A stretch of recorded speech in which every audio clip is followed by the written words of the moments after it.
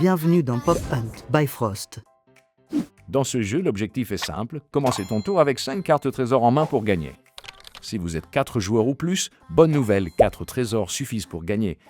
Chaque joueur commence la partie avec 5 cartes en main, le reste des cartes forment la pioche.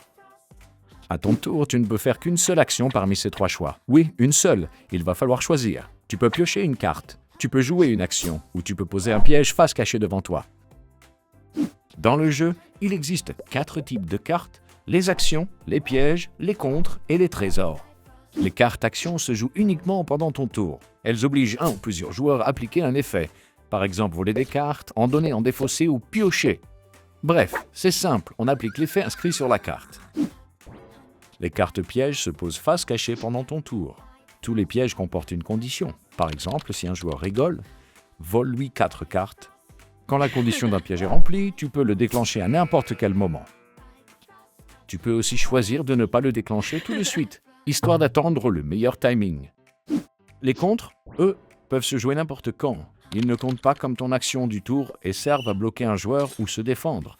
Selon leur intitulé, ils peuvent annuler un effet juste pour toi, annuler une carte pour tout le monde ou annuler seulement une partie de ses effets.